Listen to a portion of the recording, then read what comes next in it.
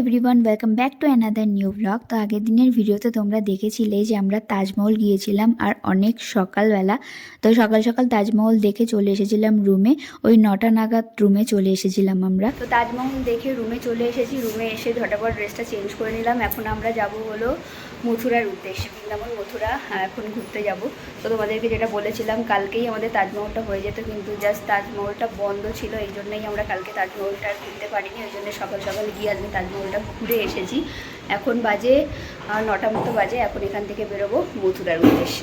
আমরা চলে এসেছি আগ্রা স্টেশন, আর আমাদের হোটেল থেকে স্টেশনটা খুব একটা বেশি দূর না, তো তাড়াতাড়ি আমরা চলে এসেছিলাম। আর এই যে ট্রেনটা তোমরা দেখতে পাচ্ছ, এই ট্রেনটাই কিন্তু যাবে হলো মথুরাতে। তো ট্রেনটা চেপে কিন্তু চলে এসেছি আমরা মথুরা স্টেশন। এটা হলো মথুরা স্টেশন। আর এখন এখান থেকে যাব হলো নিচের দিকে। স্টেশনের বাইরেই কিন্তু ছিল নানান গাড়ি, যেমন টোটো, অটো, আরও অনেক। আর তোমরা এখানে যাওয়ার সময় কিন্তু অবশ্যই ঠিকঠাক দাম করেই কিন্তু উঠো, কারণ এরা কিন্তু প্রচণ্ড দাম বলে, সেই বুঝে তোমরা কিন্তু একটু দাম দরাদরি করেই কিন্তু টোটো বা অটো যেটাতেই হোক উঠবে।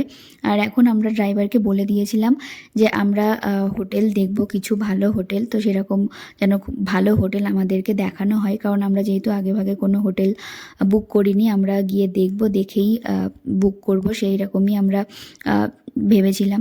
তো উনি সেই হিসেবে আমাদের প্রথম একটা হোটেল দেখিয়েছিল, তো খুব একটা আমাদের পছন্দ হয়নি।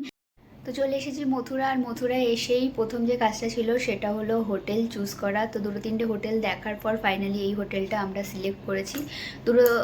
দুটো যেটা দেখেছিলাম অতটা ভালো লাগেনি, তো তারপরে গিয়ে এই হোটেলটা বেশ ভালো, আর রুমটাও বেশ ভালো, যার জন্য এই হোটেলটা সিলেক্ট করা হলো। তোমরা চাইলে অনলাইনেও বুকিং করে আসতে পারো, আর চাইলে এসে দেখেও নিতে পারো। আমরা ওই জন্য আগেভাগে কিছু করিনি, আমরা ভেবেছিলাম এখানে এসেই দেখব, দেখে তারপরে সেটা সিলেক্ট করব। অনেক সময় অনলাইনে যেটা দেখায় সেটা হয় না, যার জন্য ভেবেছিলাম এসেই আমরা দেখব, দেখে তারপরে সিলেক্ট করব। তো এখানে এসে দেখলাম আর এই হোটেলটাই চুজ করলাম। তো চলো এখন একটুখানি ফ্রেশ হব, ফ্রেশ হয়ে একটু লাঞ্চ করব, কারণ সকাল থেকে কিছু তেমন খাওয়া হয়নি। তো এবার একটু খাবো, খেয়ে একটু রেস্ট নেব, নিয়ে তারপরে বিকালের দিকে বেরোবো মথুরা বৃন্দাবনটা ঘুরবো। যেহেতু আমরা এসে পৌঁছেছি 12টার সময়, আর 12টার সময় সব মন্দিরই বন্ধ হয়ে যায়, যার জন্য আর এখন আমরা বেরোতে পারবো না। সেই আবার 4টের সময় গিয়ে মন্দিরগুলো খুলবে, তো সেই সময় আমরা আবার বেরোবো। তো এখন একটুখানি স্নান করব, স্নান করে একটু রেস্ট নেব, নিয়ে তারপরে বেরোবো। তো একটু রেস্ট নিয়ে বিকালবেলা বেরিয়ে পড়েছিলাম বৃন্দাবনের উদ্দেশ্যে। আমরা মথুরাতে ছিলাম, তো মথুরা থেকে এখন যাচ্ছি হলো বৃন্দাবনে। আর আমি যে ড্রেসটা পরেছিলাম এটা কিন্তু ছিল একটা গোপী ড্রেস, আর আমার হাজব্যান্ডের জন্য আমি নিয়ে গেছিলাম একটা হোয়াইট কুর্তা। আর আমার এই সাজটা আজকে না পুরো সাকসেসফুল হয়েছে, কারণ আমার হাজব্যান্ড কমপ্লিমেন্ট দিয়েছে যে আজকে নাকি আমাকে রাধা রাধা মতো লাগছিল। তো এই কমপ্লিমেন্টটা পেয়ে আমি আমার সাজটা সাকসেসফুল হয়েছে এরকমই মনে হচ্ছিল। আর ওই যে দূরে মন্দিরটা দেখতে পাচ্ছ, ওটা হলো বৈষ্ণো মাতা মন্দির, বাট ওটা আমরা দেখতে যেতে পারিনি, কারণ আমরা ভেবেছিলাম আসার সময় আমরা দেখব, কিন্তু এখানের মন্দিরগুলো খুব তাড়াতাড়ি বন্ধ হয়ে যায়। তারপর আমরা চলে এসেছিলাম হলো প্রেম মন্দির। আর যে মন্দিরে আসার ইচ্ছাটা আমার অনেক অনেক দিনের, আমি সত্যিই এখনও বিশ্বাস করে উঠতে পারছি না যে আমি প্রেম মন্দিরে এসেছি। এই মন্দিরে আসার ইচ্ছা আমাদের সনাতনী ধর্মের প্রত্যেকটা মানুষের কিন্তু আছে।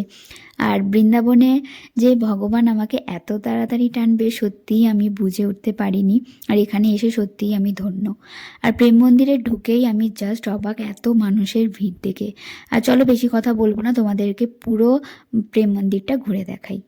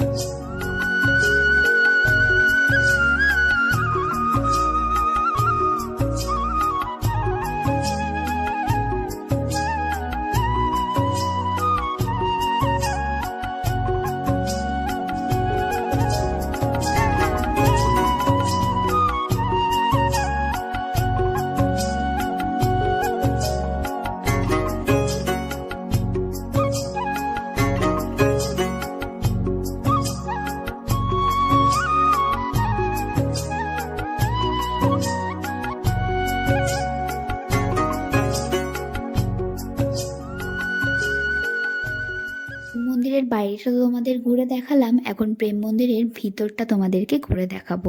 তার আগে এখানে কিন্তু আমাদের জুতো রেখে যেতে হবে, তো হাজবেন্ড ওখানে গেছে জুতোটা জমা দেওয়ার জন্য।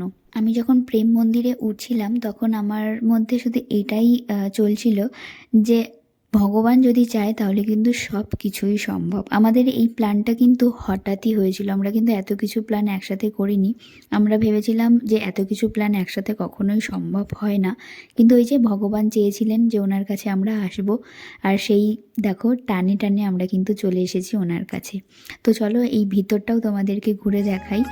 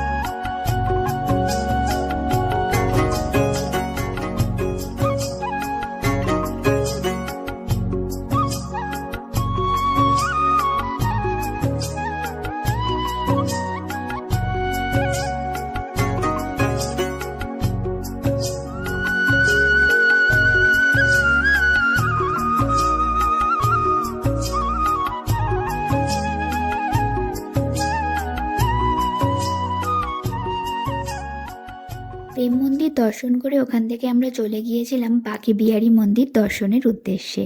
আর বাঁকে বিহারী মন্দির দর্শনের আগেই আমাদের কিন্তু জুতো খুলে রেখে আসতে হয়েছিল। আর এই যে আমরা হেঁটে যাচ্ছি এটা কিন্তু একদমই খালি পায়ে আমরা যাচ্ছিলাম। তো চলে এসেছি বাঁকে বিহারী মন্দির। আর এই মন্দিরটা কিন্তু অনেক দিনের পুরনো, সেটা তোমরা দেখেই বুঝতে পারবে। আর এখানে এসে দেখো কত মানুষের ভিড়, ভগবানের দর্শনের জন্য কত কত ভক্তের আগমন কিন্তু ওনার কাছে। আর এত এত ভিড় যে আমরা দেখতে পাবো সত্যিই আমরা ভাবতে পারিনি। ওখানে না পা রাখার জায়গাই ছিল না, মানে এত এত মানুষের ভিড় ছিল। তো তোমরা সেটা দেখতেই পাচ্ছ আমাদের সামনে, আমরা মানে এগিয়ে যেতেই পারছি না, সামনে তো আরও আরও ভিড়। তো যা হোক করে একটু একটু করেই আমরা ভিতরের দিকে ঢুকছিলাম, আর সেইভাবে না ভিডিও করে উঠতে পারিনি, কারণ এত মানুষের ভিড়ের মধ্যে তোমরা জাস্ট দেখো সামনেটা, কিভাবে ভিডিও করব, কিভাবে ভগবানের দর্শন করব। একসাথে তো দুরকম কাজ হয় না, একদিকে ভগবানের দর্শন একদিকে ভিডিও, এইভাবে সত্যিই হয় না।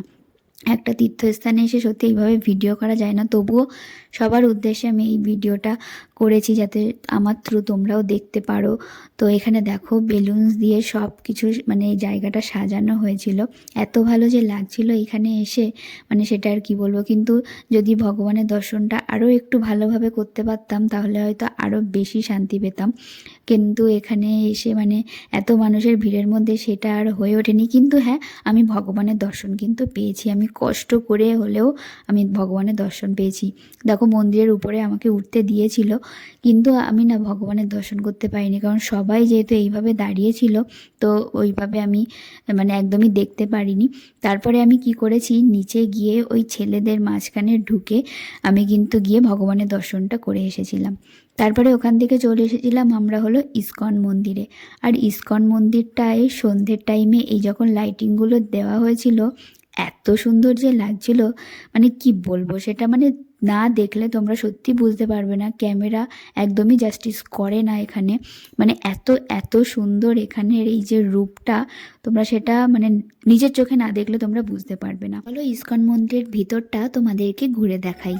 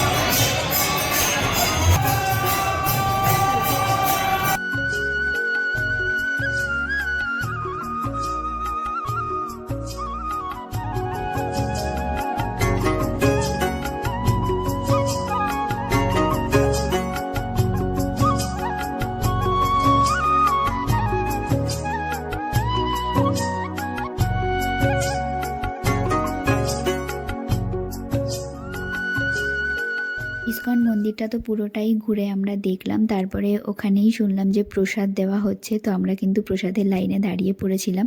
আর এটা একদমই আনএক্সপেক্টেড ছিল যে এরকমভাবে আমরা প্রসাদ পেয়ে যাব, এটা পাওয়াটাও কিন্তু একটা ভাগ্যের ব্যাপার। তো এখান থেকে আমরা প্রসাদ খেয়ে কিন্তু বেরিয়ে পড়েছিলাম। বৃন্দাবনে সে বেশি মন্দির তো ঘুরতে পারলাম না, বাট যে কটা ঘুরতে পেরেছি এইটুকুই আমার কাছে অনেক। ভগবানের যে দর্শনটুকু ভালোভাবে করতে পেরেছি, এটাই আমার কাছে অনেক বড় পাওনা। এই বৃন্দাবনের ভিডিওটা তোমাদের কেমন লাগলো অবশ্যই জানিও, আর ভিডিওটা কোথাও ভালো লাগলে একটা like, comment, share and subscribe করে দিও। সবাই খুব ভালো থেকো, সুস্থ থেকো।